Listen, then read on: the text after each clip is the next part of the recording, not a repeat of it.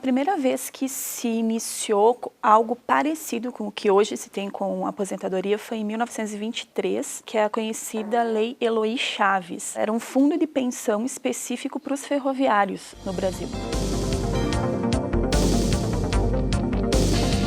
Previdência geral não tinha nada até então.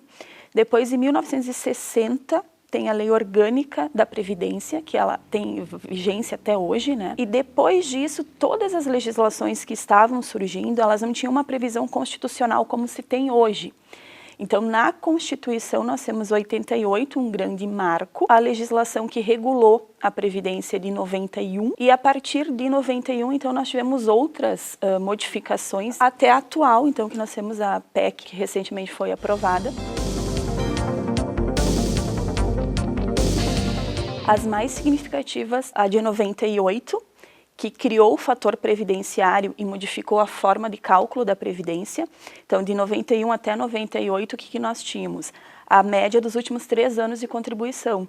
Então, acontecia de muitas pessoas contribuírem a vida inteira por um salário mínimo, nos últimos 3 anos aumentar a contribuição e se aposentavam por um valor bem mais alto. E o fator previdenciário modificou isso, ele é conhecido até como redutor de valores de aposentadoria, porque quanto mais jovem a pessoa se aposenta, mais baixo é o salário que ela vai receber. A modificação de cálculo que se trouxe pega a média de 94 até a data que a pessoa vai se aposentar.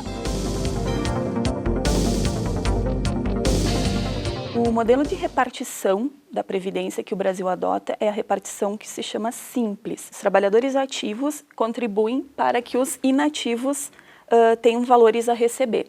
Então, a gente nunca paga a nossa própria aposentadoria. Vai para um caixa único e depois ele é repartido. Então, os ativos pagam para os inativos.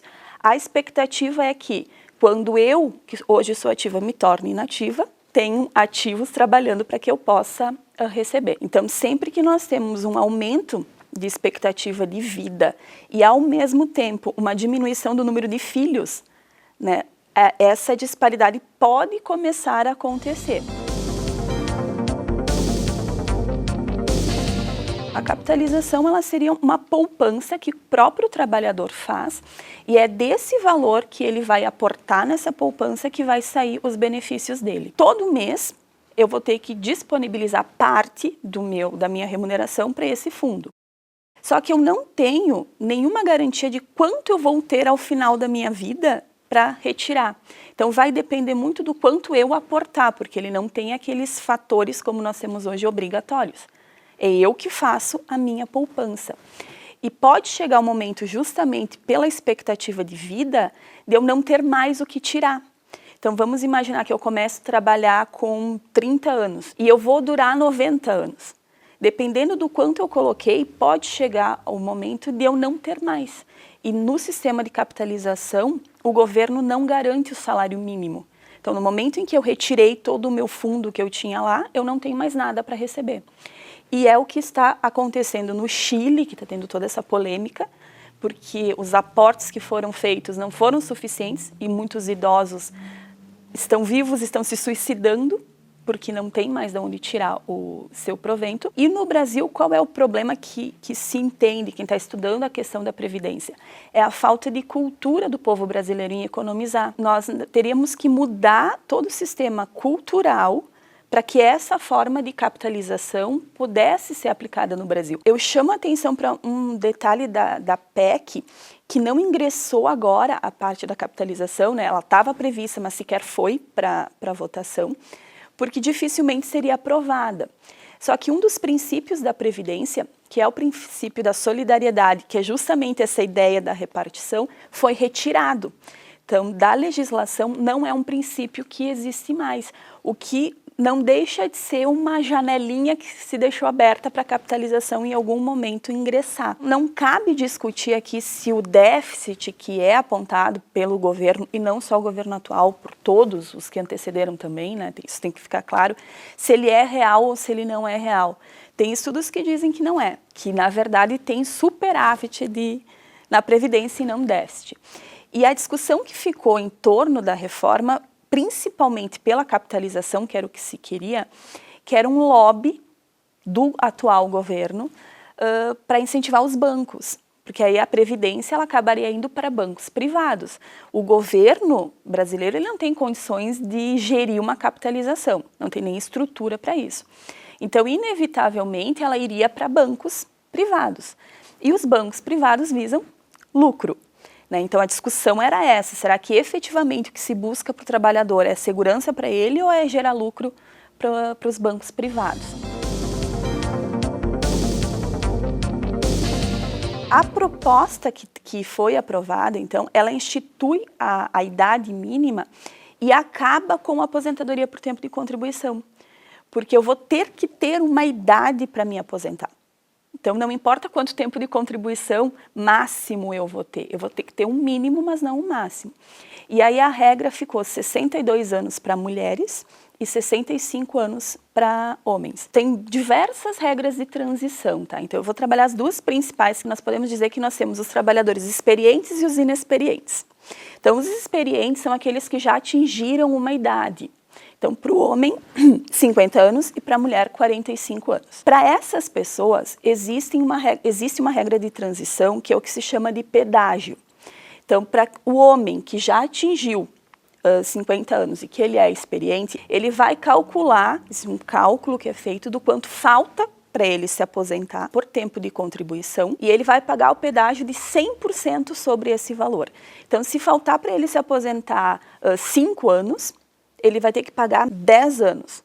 Então, se ele tiver com 50 anos e faltarem 5, ele vai trabalhar, na verdade, até os 60 e não até os 65. E para a mulher, a mesma coisa. Então, esse pedágio de 100%. A outra regra, que é a que vai atingir, acredito eu, um número menor, infelizmente, de trabalhadores, são aqueles que faltam 2 anos para se aposentar, que aí também não vai se aplicar a regra da idade. Então, se hoje faltam 2 anos para eu me aposentar, eu pago um pedágio de 50%. Então, uma mulher que esteja com 28 anos de contribuição se aposenta com 30, ao invés de ela trabalhar 30 anos, ela vai trabalhar 31, que é os 50% do pedágio, e se aposenta com a regra que temos hoje, independente da idade que ela tenha. O que é considerado inexperiente, ele só tem expectativa, ele não tem um direito assegurado. E por isso que quem não está nessa faixa etária, então, dos 50, 45 anos, já entra na nova regra e não tem nenhuma transição para essas pessoas. Se pegava os 35 anos, no caso de um homem, se pegava os valores de contribuição dele de 94, de julho de 94 até o momento da aposentadoria. Esse julho de 94 foi adotado como marco porque é o início do Plano Real, então é quando a moeda se estabilizou. Desses 94 até a data da aposentadoria, 80% das melhores contribuições é que são utilizadas para o cálculo. Dessa média simples, tu vai ter ou a aplicação do fator previdenciário, e aí ele vai ter uma fórmula que é utilizada e dessa aplicação vai sair o salário, ou a regra dos 85-95, que agora já está 86-96 porque ela é progressiva, mas é que eu somo a idade do trabalhador mais o tempo de contribuição. Se der 85 para a mulher ou 95 para o homem, eu não aplico o fator. Então, aquela média dos 80% é que vai ser o salário.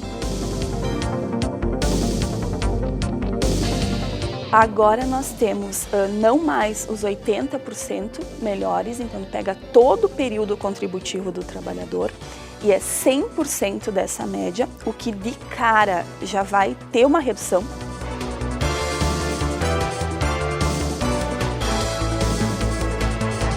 Para ganhar os 100% daquela média, e sempre esse 100% é a média das contribuições. As contribuições, elas foram criadas novas alíquotas. O que nós temos hoje é 8%, 9% e 11%, dependendo da faixa salarial que se ingressa. E foram adicionadas duas novas alíquotas. Ali nós temos 7,5%, que não existia. E a de 11%, na verdade, não existe mais, ela se transformou em 14%.